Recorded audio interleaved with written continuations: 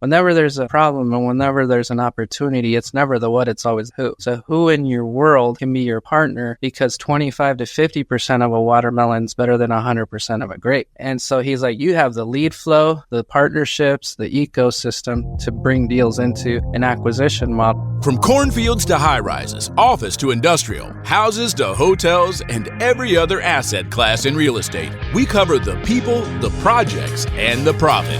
Welcome to the Investing in Iowa show. This show is for go-doers, action takers, and business owners. It's for people like you who are sick of Uncle Sam taking a huge bite of your apple.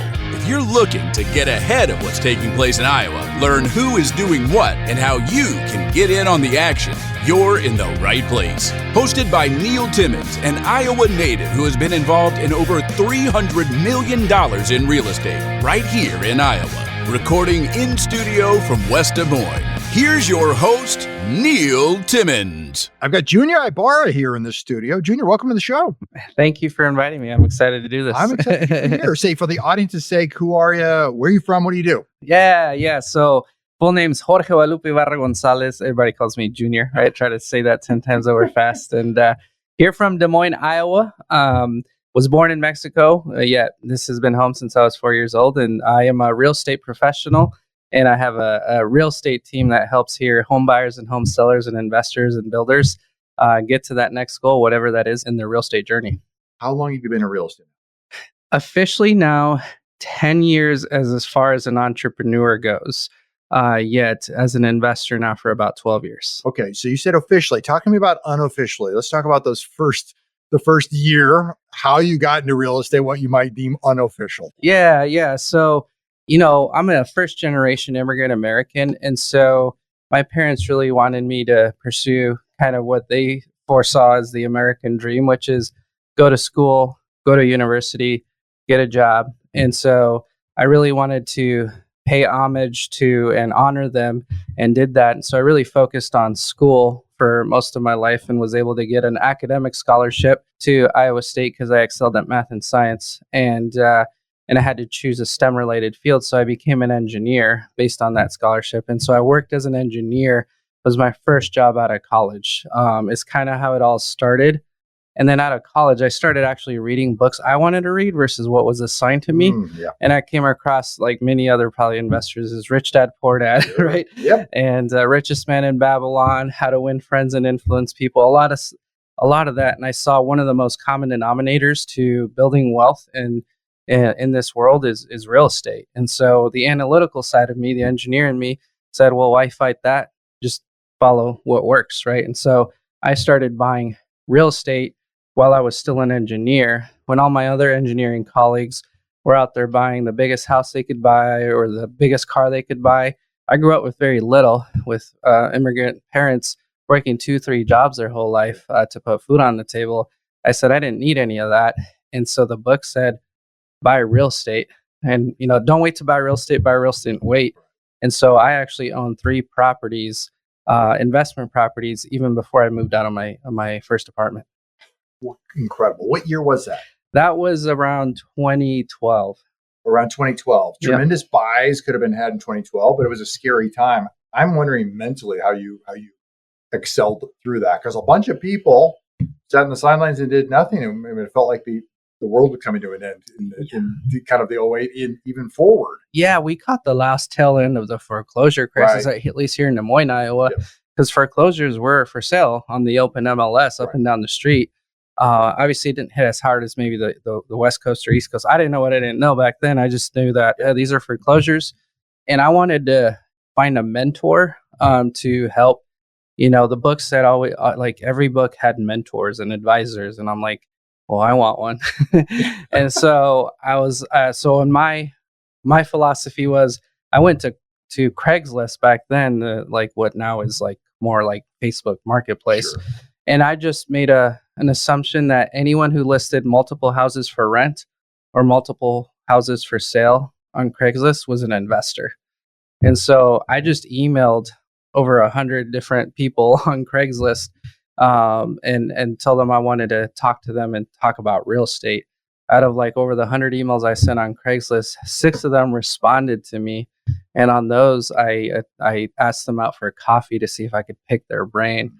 And then out of those 6, I sat down with 2 of them, of which still have helped me to this day, and are my mentors to this day and helped me get into real estate. It's incredible. Yeah.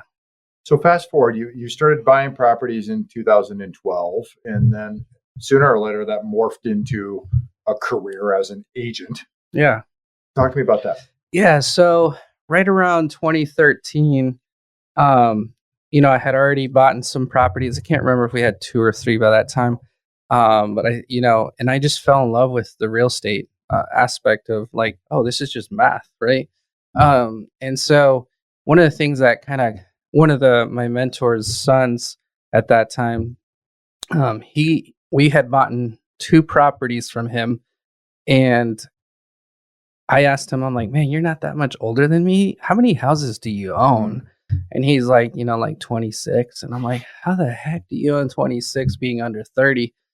And he kind of is like, well, my dad, my mentor, has taught me how to acquire assets, right? And I was like, oh man, I want to learn how to do that, right? So how can I be of value to you?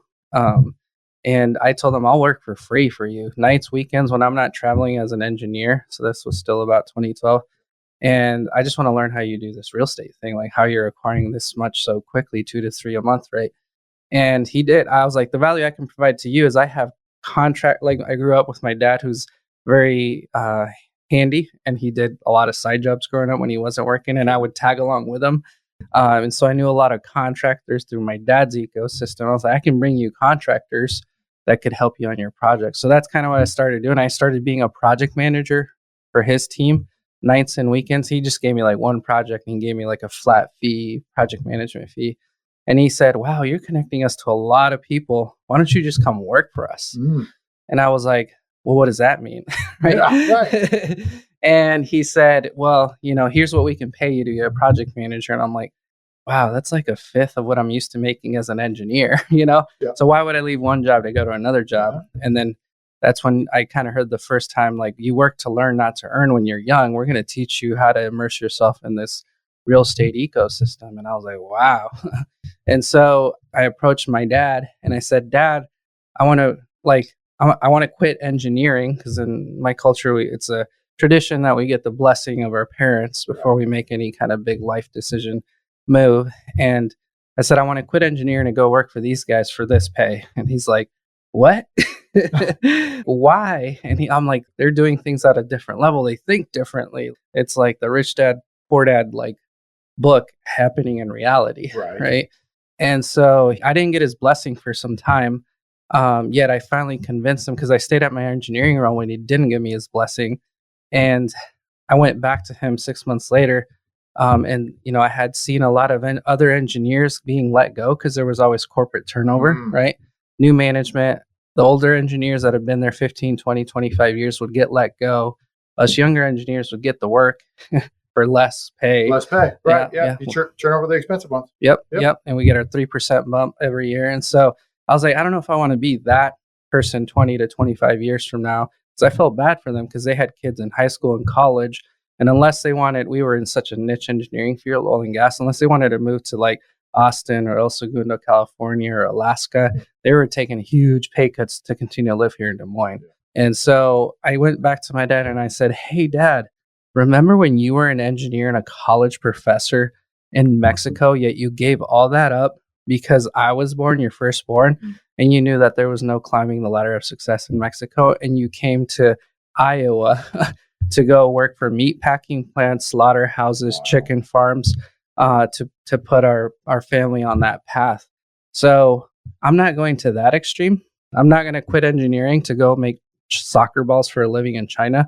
I'm literally going to stay in Des Moines. If anything happens, I can fall back to engineering. Yet I'm seeing a trend here that real estate could take our family to the next level as we continue to build a legacy here in the greatest country in the world, which is the United States.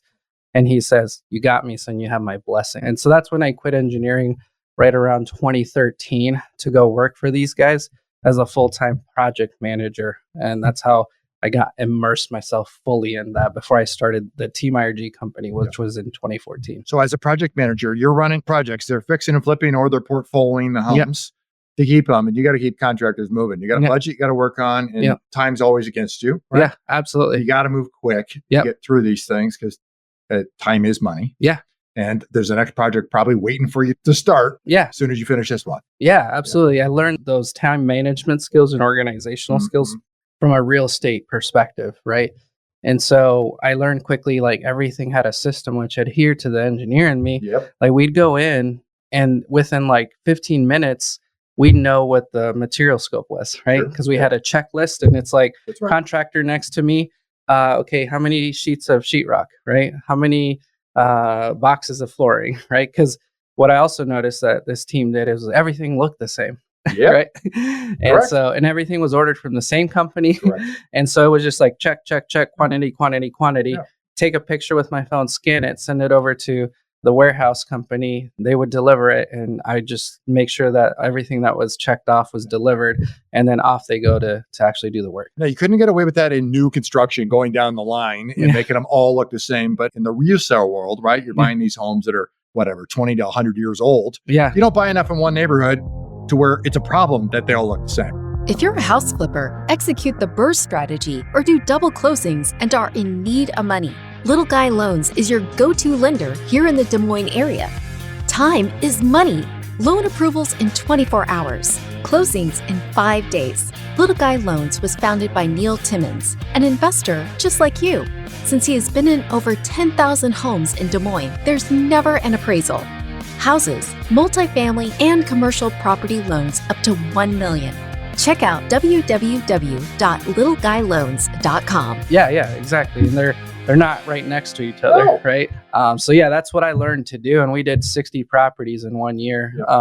Yet 2014 came about, right? And then within that 60, because I didn't have a lot of money back then, I brokered a deal with my new partners, and where they created another LLC for me, of which they gave me sweat equity in, and is minority share in it. That's what I told them I would do if I left engineering. I wanted some sweat equity in something. And so that's we did 60, 20 of which I was able to keep on that other entity where I was a minority shareholder, 40 of which stayed with them, which were predominantly buy and hold rentals. And then come 2014, for whatever reason, and you were part of this during that time, like the foreclosures literally dried up overnight. Like they were gone, right? So it wasn't really easy to go out and find houses at 60, 70 cents on the dollar or whatnot. And so the person that was providing all the money said, stop buying because we don't know what's going to happen with this market. They're not as easy to find. Let's this portfolio season for the next 8 to 10 years and see how it does before we acquisition anything more. Hindsight being 2020, I wish we'd have kept buying. Right, correct. You're right. But it's all good. You learn a lot of things and it's cool. And I didn't have a job anymore because we weren't rehabbing houses. You're not rehabbing houses. They want to put pause on the acquisition. Yeah. You don't have an engineering job. Yeah. Yep. Something's got to give. You got to go do something. Yes, exactly. So they did give me hey, why don't you try being a property manager I was selling a model of selling houses on contract. Their 40 were predominantly, like I said, buy and hold rentals. They said, why don't you become a property manager for us? And I gave that maybe 2 weeks. Was it 2 weeks too many? Yeah. Like getting those calls with the tenants at all hours of the day. And I don't know, it was just not my thing. Right. And so I said, you know what, I can't do that. And because I've never made decisions necessarily on my life based on money. It's like the challenges and the puzzle piece aspect of the next challenge is how I live my life. And am I having fun with the people around me? Right. I love people. And so what was coming to life was what my dad warned me of. He's like, well, now what? So I almost did go back to engineering. I started reapplying for engineering jobs at that time. Wow. And I did get offers really quickly because I've always been a sales engineer, technical enough to be, in the engineering field, yet my personality to be in sales. Yes. Right. And so I got offers quickly, yet at that moment in time, my fiance and then wife, had ours also, told me, you know what? Like, I told my wife, I was like, I know I've made the least amount of money I've ever made and worked the most amount of hours I've ever worked, yet I had the most amount of fun. Right. And so she said, you know what? You helped me through beauty school. I know I'm not making a ton, but we can totally still live off of what I'm making, for you to go out and pursue your passion. And I was like, oh, this is why I married her, and we've always supported each other so much. And so still married, and to this day, and my wife Trish, and we have 3 beautiful kids right now. And so so I went back into knowing what I know how to do best, reading. I started reading again. I'm like, I got to find the answer in books, right? There's no need to reinvent the wheel. What can I do in real estate? And so I came across a book called The Millionaire Real Estate Agent, which is a red book written by Gary Keller. And it was literally how to build $100 million team by using the systems and models that other team leaders have done all across the country. And on average, I can't remember if it's 21 or 23 years of what it takes to build that level of team. And so I told my wife, I found what I'm going to do next. It's this book. Yeah. This is a business in a book following systems and models, which adheres to the engineer me. I'm going to do that. And that's how I started looking into getting my real estate license. So you decided to get your real estate license, decided to go in and build a team. And what was that first year like? Yeah. So the book says, I found out it was really easy to get your license. It's like 60 hours past the test. I'm like, I can't believe it shouldn't be that easy. As your wife, Rich, would tell you, it's a lot harder to get a license as a beautician in this state. Yeah. It's way too easy to get a license to sell a property. To help someone invest in the biggest investment in their life. It's a little crazy, right? Ironic or whatnot. Yet I followed the instructions in the book. And the book says, you're supposed to go into the office every single day and proactively call people that need help in the real estate world. And you're supposed to do it from 8:30 to 11:30 every single day. And so I was like, I'll just do that. Right? I'll download all my contacts from my phone into a CSV file from Facebook, from LinkedIn, from all my social media platforms. I'll add them to a Google spreadsheet, and I'll just call them proactively every single day to see who I can help now that I'm licensed. And I can tell people I can help people get into homes. Okay. And so I said, and I'll one-up it, because I've gotten my work ethic from my parents, and I'll say, okay, I'm going to show up. If everyone else shows up at 8:30, I'm going to show up at 6:30 or 7 in the morning, since they gave me a key to the office. And I'll one-up them, because I know they know more than I do. So I have to work them, and I may not be as smart as them or have the skill sets they have, but I know I can work way harder. And so I would show up at 7 in the morning thinking everyone shows up at 8:30, and then quickly find out no one shows up till after lunch, right, in the real estate world. And so yet I stuck to my book. I had a little magnetic whiteboard, and the book says I needed to get in front of and shake hands with 3 people a week to talk about real estate. And so I would move those little markers from the left-hand column to the right. Yeah. Every time I would find someone when I called them that needed help that would be open to meeting me in person to see how I could educate them about the real estate process. And so that's what I did. And no matter if it took me 40 hours or 70 hours or 80 hours, I was meeting with at least 3 people a week. And if I didn't have my third person by Friday at 5, my punishment to myself was I'd stay till 10, or I'd be up at 6 in the morning and back at the office Saturday morning till I got my third marker set over. And so that's how I started my real estate journey. So I'm glad I didn't know what I didn't know. I didn't know that the average agent in their first 2 years sells anywhere from 2 to 4 deals, which it has an 80 to 90% failure rate within 3 years, because that's not enough money. No. And you need to renew your license at the 3rd year, or they don't renew. Right. I got licensed in May of 2014. And I was able to help from May to December of 2014, 12 families. And the book says, if you're going to be helping at least 3 families per month, you actually need someone to help you with the administrative work. That's right. Right. And so I looked at my pipeline, and by 2015, I was like, oh, I'm definitely helping 3 families per month. Right. And so I started looking for an administrative assistant. And then the people and my colleagues in the real estate world, they're like, I've been in the business for 15 years or 10 or 5 or whatever. I don't have an assistant. you shouldn't be spending money on an assistant. But I'm like, the book says that if I'm going to be helping 3 families, I need to have someone help me with the paperwork and everything so I can continue to build new business and find more people that need my help. And so I emptied out my savings and I said, I'm going for this. And so I hired my first assistant and part-time assistant in 2015. And that year I helped 48 families for a full calendar year by sticking to the model. You found a model that, was written and ultimately a model that existed, ultimately was written, brought together by Gary Keller, interviewing tons of people, top producers, right? Yeah.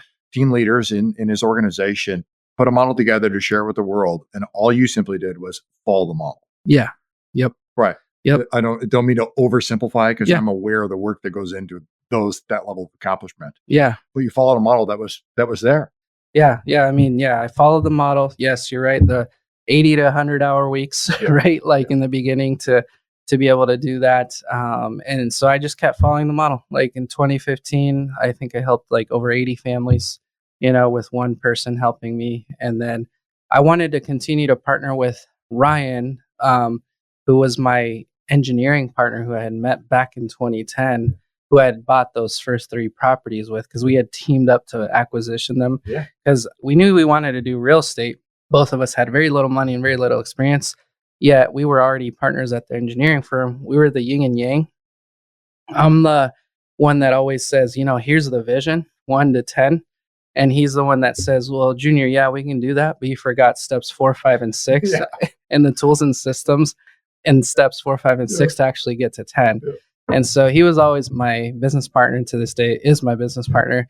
And I told him, hey, the book says this is going to take 21 years to do.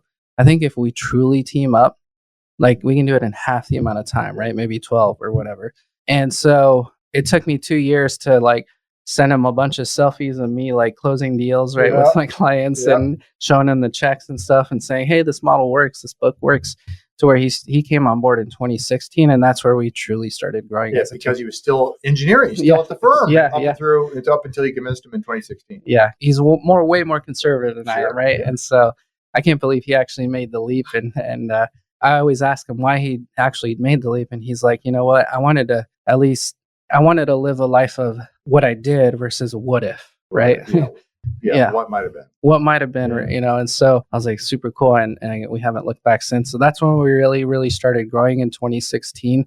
And because he took over operations and I continued to grow sales. And again, I love people. I get more thrill out of helping coach, mentor, and help others succeed than I do out of my own personal stuff, right?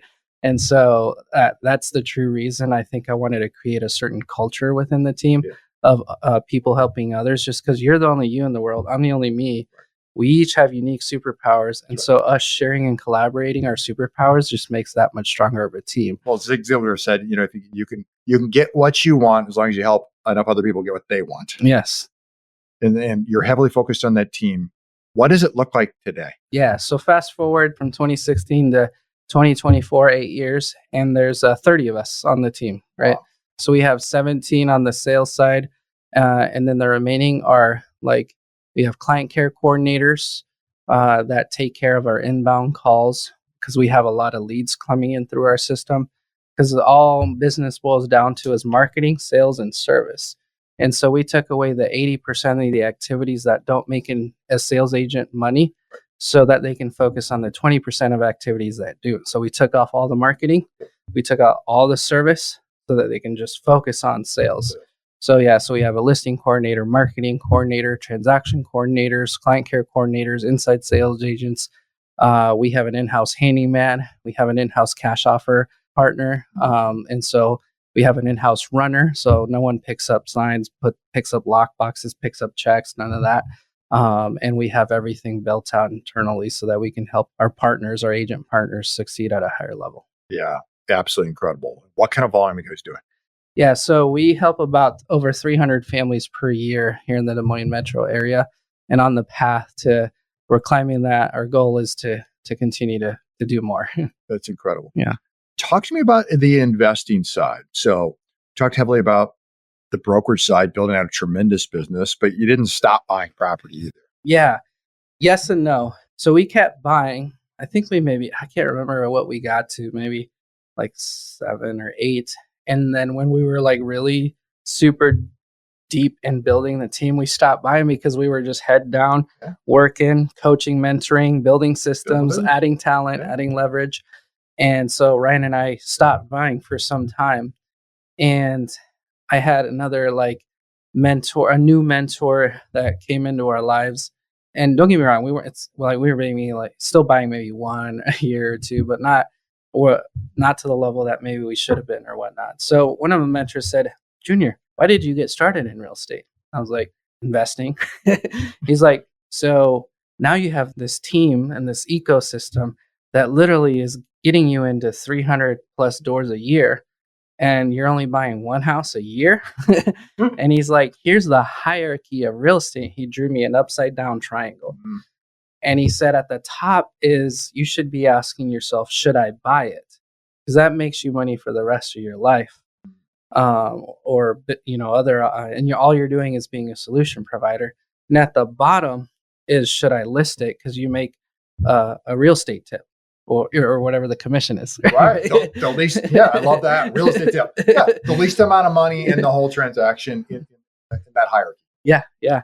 So, and I was like, well, man, I'm so dialed in coaching, mentoring, and supporting my partners that it's become hard to be out in the field, acquisitioning. And he's like, so he reminded me, whenever there's a problem and whenever there's an opportunity, it's never the what, it's always the who. So who in your world can be your partner, because 25 to 50% of a watermelon is better than 100% of a grape. And so he's like, you have the lead flow, the partnerships, the ecosystem to bring deals into an acquisition model. So who can be your partner to help be that acquisition specialist? And so I started circling back to my mentors who are continuing to buy. And I said, wow, this is an opportunity to do more deals with them. And so we circled back, and it was great timing with one of our partners named Dave, who wanted to actually amp up his acquisitions. And so we're like, well, what if we provided all the leads? Yep. Right. And so that's how that started. And that's been almost 3 years ago, I think, at this point. So now what we do, anytime we get a seller that wants to sell a house, we ask them, would you entertain a cash offer? And if they say no, we respect that, and the agent goes and does their agent thing and gives them full market value of analysis, right? If they say, yes, I would entertain it, that's where currently the agent goes and Dave goes, or Dave's person that also helps our contractor or project manager goes with one of the agents, and they put on the table, hey, here's your market value, which if you want to net the most amount of money, it's putting it on the open market, right? Just put it on the open market. Yeah, here's our cash offer solution. If you want a quick close, no inspection, no commissions, and we'll close as quick as 2 weeks, or you pick your close date and you pick what's best for you. Most decide to list, right? Yet we're doing enough deal flow, where 2 to 3 will say yes to cash. 2 to 3 a month? Yeah. Mm-hmm. Yep. And so we acquisition those, and we, depending on the exit strategy or what that looks like, because we punch them into different calculators, or to a calculator that tells us what the potential exits are, depending on the rehab estimate and everything in that world. And so we provide, one of the things that I really love that we're doing now is we close on every single deal. And because we never want to put the seller in a compromised position. And so we close on them. Yet one of the things I'm passionate about is helping my team also continue to build their wealth. So one of the things we have is called the IRG Wealth Builder Club, to where once you eliminate all your personal debt, except your personal house payment, you're part of the IRG Wealth Builder Club, to where we will help you acquisition deals for you and your family. Wow. And so we have, it's cool to see, I think over 60% of my team now is debt free outside of their own house. And out of those 60% that are debt free, about half of them have started acquisitioning properties for themselves. When you say you help them acquisition properties, what do you mean by that? How does that actually look? Hi, it's Ava Baukamp, the Investment Relations Manager for Neil's firm, Legacy Impact Investors. I'm inviting you to join us for our next investor workshop, our monthly legacy briefings. In these tactical Zoom calls, we cover topics and case studies for subjects such as taxes and depreciation, navigating macroeconomic shifts, and evaluating deals as a passive investor. At each virtual workshop, we are joined by an industry guest who covers their topic in 45 minutes or less. No fluff, no pitches, just education and conversation with an expert each month. Every workshop ends with live Q&A from Neil and our guest. All briefings happen on the last Tuesday of the month at 3 p.m. Central. If you can't make it live, recordings are sent out exclusively to those who've registered in advance. To join us on the last Tuesday of this month, visit legacybriefing.com. Go to legacybriefing.com to register. If you're a first-time registrant, I'll send you a free resource at sign up. Head to legacybriefing.com and I'll see you soon. So we close on all those off-market deals. It looks in so many different ways because we're like, if you find your own deal, like on whatever, every deal is different. Whether you find it yourself or you find it on MLS, we'll go and like share all the knowledge we have of what not to do. Right. And don't do this or don't buy that because it's you make your money when you buy, not when you sell. And so we coach and mentor that way. That's one way. If we acquisition a property, well, there's plenty of meat on the bone in those scenarios. So we'll just do a smaller markup for them to have plenty of meat on the bone, whether they're going to turn it into a rental or a flip for themselves. Yep. And so that's one way. We will also, if they want to, we'll actually put it into our own pipeline for a bigger fee and do all the rehab as a partnership and just put it right into our pipeline. So those are kind of some of the various ways we do it. When you punch it in the calculator, what are the various exits? I assume keeping the property is an exit for you. Yep. Right. Buy and hold, fix and flip. Yep. Wholetailing it. All right. Yep. Clean it out. Just take it to the MLS, sell it in the open market to another investor. Yep. Any other exits? Nope. Those are the main ones that we do essentially. What are you most excited about? 2024, the market has shifted since last year. 2023, 2024. Last year, I think unit count and was down 30%. Des Moines Metro, like units closed. And my mentors, this is my first actually down market since I became a real estate entrepreneur. Right. 2014, it was right up. Yes. Yeah. And so, one thing I've always hung my hat on is I will always work harder than the next person next to me. And I've still stuck true to this day. If I showed you a snapshot of my calendar, 8:30 to 11:30, proactively lead generating, right?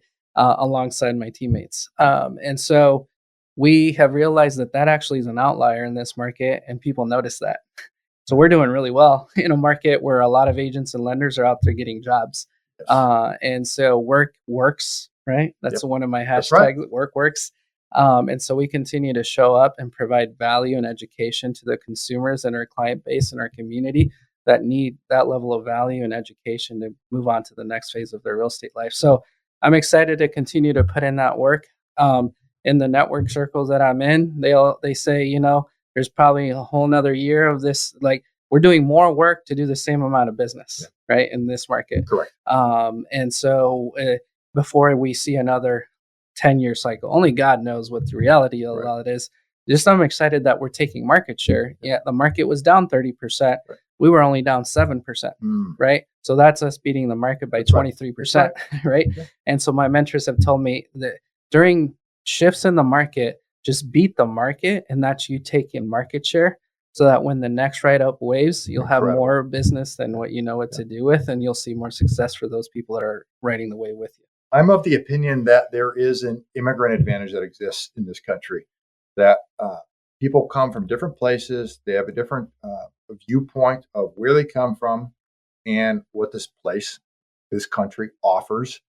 And they take advantage of that to an extent that people who are multiple generations here, I'm included in that, just don't have that viewpoint, that advantage. I'm interested in your thoughts and opinion on what I just said. Yeah, I agree. I mean, the backbone of the United States is immigrants, right? Correct. Correct. Yeah. It's just a function of what day did you show up? Yeah. Yeah. So it's just the continuation of that and is how I see it. And I would agree. Like, I still know and remember, now I look back as an adult, and yes, my parents worked when we work a day shift, when we work a night shift, in order to watch my brother and I, and there'd be times where for what I thought was a delicacy of eating tortillas and salt, it looked back and actually we were having some hard times, right? So I respect that. I respect seeing my mom cry because she didn't understand the language, right? And I was the translator, right? And so I remember that I was the oldest of my brother and I. And so when conference time came, right, they'd be like, "Hey, Junior talks too much," right? Like, believe it or not. And I'd turn around and say, "Hey, Mom, they just said I'm the best student in class," right? So there's advantages there, but no, also just giving the honor of like we came from in a house where some of us that when it rained, you had pots and pans in your house, right? Like my dad tells me that, and when we went back to visit, I saw that, and it's really hard to really reap what you sow in our country. And here in the United States, if you put in the work, you're rewarded for it. And so that's why I say that it's the greatest country in the world, because you can learn the systems and models of what it takes to be successful in this. And as long as you are known for someone that executes, you can reap those rewards. Yeah, absolutely incredible. I'm curious, speaking about family still, the blessing of your father and what was required in order for you to ultimately make that move full time into real estate. I'm curious, as your kids come of age, how that and that tradition in Latino culture, how that plays out for you. If you've given thought to that with your children. Yeah. I mean, same thing with my wife. There's a sacrifice that goes into building something like this, right? And so she's always been just one of the biggest supporters, and I owe her everything, right? And I get like a little emotional with that because I do. I owe her everything. And so seeing my kids grow up and they have a one up for the next generation, right? And it's cool, and I love it. And so yet we're also of the mindset of we're not going to give them everything, right? And so my daughter, they take turns, but my daughter and my son, my daughter, I have boy, girl, boy, right? 8, 5, and 3. They each take turns coming into the office with me, either through the week and sometimes when I work on Saturdays. And they don't go there to play.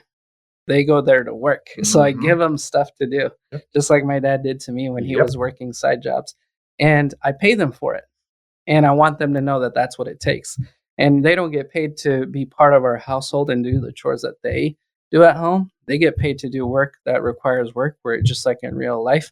And when they get paid, I have a little TikTok video, if you ever see it, of my kids literally, they get paid, and they get paid in quarters for a reason, because they have 4 buckets at home, right? Of where they put 1 quarter in taxes, 1 quarter in savings, 1 quarter in their investment bucket, and 1 quarter for toys, right? And they're only allowed to spend whatever's in toys when that bucket gets big enough. And so that's my way of educating them on the things that I've learned in real life that I hope is going to give them that advantage into the future. That's incredible. You could do this anywhere. You built a wildly successful business. You choose to be here in Iowa. Why? Iowa's awesome. It's the reason we moved here. Out of all, we landed in Watsonville, California. My dad, that's where he first moved when there was an early amnesty in the early 90s between the U.S. and Mexico. And he went to California, and he found out very quickly that he needed to get up at 4 a.m. in the morning versus 5 a.m. in the morning, so that he would get on the truck of picking strawberries instead of picking watermelons for the day. And when he raised enough money to bring my mom and I over, and they had borrowed a truck to buy groceries for a living, they heard an announcement on the radio that was in Spanish from IBP in Perry, Iowa, that said Iowa was a faith-based community and family-based community, and it was a really great state to build a family, to grow a family. And that's all it took for my mom, who's one of the true leaders in the family, to look at my dad and say, "We're moving to Iowa." In the dead of winter. And it's become very, very true. Iowa's a great place to raise a family. The Iowa nice is so true. The Midwestern values of hard work are here, right?